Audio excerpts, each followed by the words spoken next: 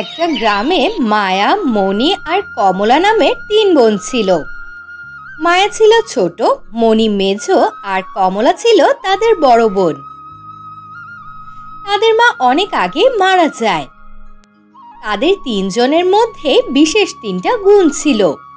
মায়া খুব সুন্দরী ছিল, মণি খুব বুদ্ধিমতী আর কমলা খুব ভালো রান্না করতে পারত। তবে তাদের মনে ছিল অনেক হিংসা আর অহংকার। একদিন মণি তার ছোট বোন মায়াকে বলল, তুই যে এত সুন্দর নিজেকে ভাবিস, তোর রূপের প্রশংসা সবাই করে, তাই নিজেকে সুন্দর ভাবার কোনো কারণ নেই। তুই কি এমন সুন্দর বুঝি না? আমার কাছে তুই আমার আমনই সুন্দর না, স্বাভাবিকই তুই। তোমার তো আমাকে ভালোই লাগবে না। কিভাবে ভালো লাগবে? তুমি তো আমাকে নিয়ে হিংসা করো। এই জন্যই তো আমি তোমার কাছে সুন্দর না, কিন্তু সবার চোখে ঠিকই সুন্দর। হয়েছে, হিংসা কেন করব? আমি তো তোর মতো পড়ালেখায় গোল আলু না।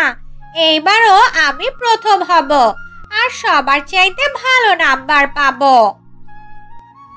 তখনই মনির স্কুলের কিছু বান্ধবী আসে আর মনিকে বলে, তুই যে এত পড়ালেখা কিভাবে মুখস্থ রাখিস কে জানে। আজকে যে ম্যাডাম পড়াগুলো পড়ালো, আমাদের মাথায় কিছুই ঢোকেনি। তুই আমাদের একটু বুঝিয়ে দিলে ভালো হতো। হ্যাঁ, অবশ্যই বুঝিয়ে দিব। দেখলি মায়া, আমার কি যোগ্যতা! শুধু সুন্দর হলেই হয় না, মাথার মধ্যেও কিছু থাকতে হয়। তখন মনির বান্ধবীরা হাসতে থাকে আর মায়ার অনেক রাগ হতে থাকে। যা গিয়ে রূপচর্চা কর, এইটাই তোর কাজ, আর তো কিছু পারবি না। তখন কমলা আসে আর বলে, তাড়াতাড়ি বান্ধবীদের বিদায় কর, বেলা বাজে কয়টা, খাওয়া দাওয়ার সময় মতো করতে হবে তো। আর এরাও আছে, জ্ঞান বুদ্ধি কিছু নেই তোর বান্ধবীদের, যখন তখন চলে আসে। এইটা কেমন অভ্যাস? তখন মনের বান্ধবীরা তাড়াতাড়ি কমলার কথা শুনে চলে যায়।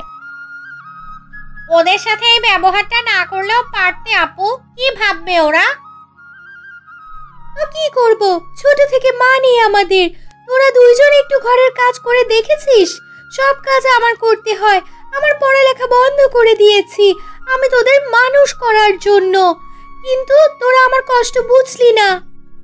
কি কষ্ট বুঝবো? আমি তো ভালোভাবেই লেখাপড়া করছি। এই যে এখন বান্ধবী নিয়ে বসে পড়েছিস, পারিস তো রান্নার কাজে একটু সাহায্য করতে? কেন, আহামরি তো রাধো না, এই রান্না করে এত গলা বড় করছো? আমার রান্না আজ পর্যন্ত যারাই খেয়েছে তাদের কাছেই ভালো লেগেছে, শুধু তোদের কাছে লাগে না, কারণ তোরা তো আমার সাথে হিংসা করিস।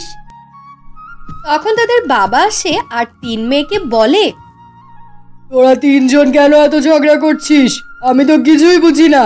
একটা সময় তোদের অনেক আফসোস হবে যখন তোদের 3 জনের 3 জায়গায় বিয়ে হয়ে যাবে।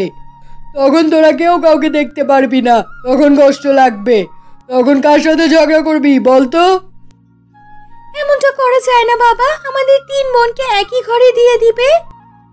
সেরকম পাত্র পেলে তো কথাই নেই, আমি তোদের 3 বোনকে একই ঘরে বিয়ে দিতাম।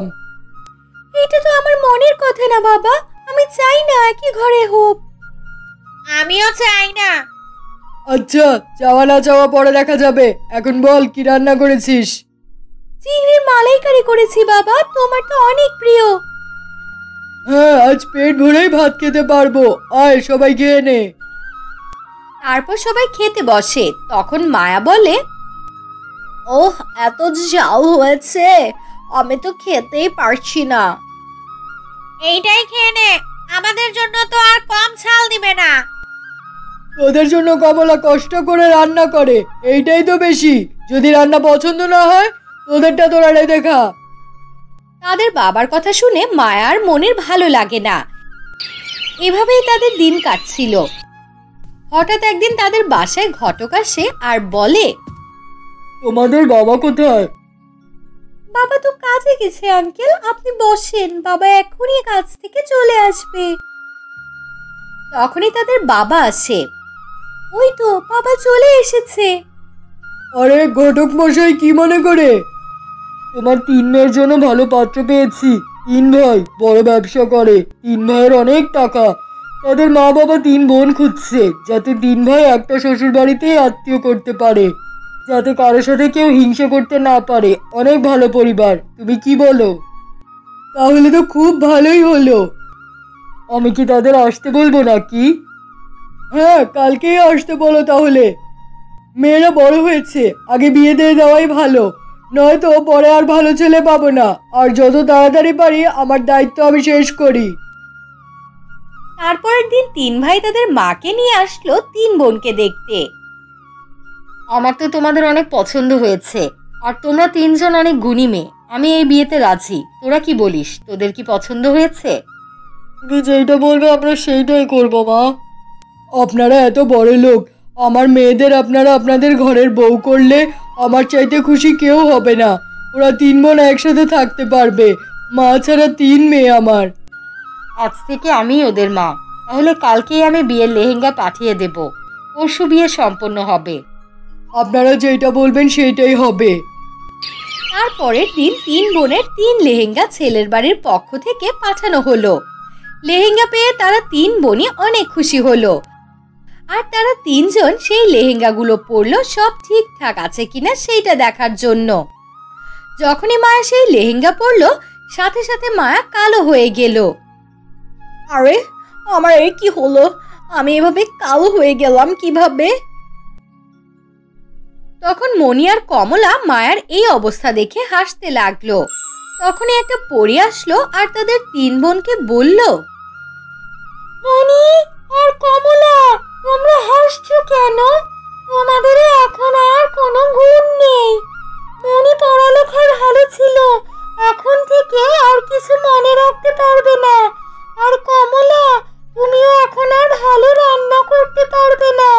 তোমাদের সব গুণ আমি শেষ করে দিয়েছি। কিন্তু কেন পড়ি? এমনটা কেন হলো? তোমরা 3 জন সবসময় তোমাদের গুণ নিয়ে অহংকার করেছো, তাই আমি তোমাদের সব গুণ নিয়ে নিয়েছি। এখন তোমরা কি নিয়ে অহংকার করবে? আমি আমার ভুল বুঝতে পেরেছি। আমিও আমার ভুল বুঝতে পেরেছি। আমি নিজেকে আর কখনোই সুন্দর ভাববো না। আমাকে মাফ করে দাও পরি। আচ্ছা, যেহেতু তোমরা তোমাদের ভুল বুঝতে পেরেছো, আমি তোমাদের ক্ষমা করে দিলাম। আর তোমাদের লেহেঙ্গাগুলো আমি জাদুর লেহেঙ্গা বানিয়ে দিলাম। তখন সাথে সাথে পরি তাদের লেহেঙ্গাগুলো জাদুর লেহেঙ্গা বানিয়ে দেয়, আর 3 বোন আরো সুন্দর হয়ে যায়। পরি, তোমাকে অনেক ধন্যবাদ। তোমাদের মা বেঁচে নেই, এজন্যই আমি চাই তোমরা সব সময় মিলেমিশে থাকো, আর 3 বোন একজন অন্যজনের সাহায্য করো। এই কথা বলে পরি চলে গেল। আর তার পরের দিন তাদের 3 বোনের বিয়ে হয়ে গেল। তাদের একই ঘরে বিয়ে হয়, আর তারা 3 বোন কেউ কারোর সাথে কখনোই হিংসা করে না। তারা সুখে শান্তিতে বসবাস করতে থাকে, তাদের আর কোনো কষ্ট থাকে না।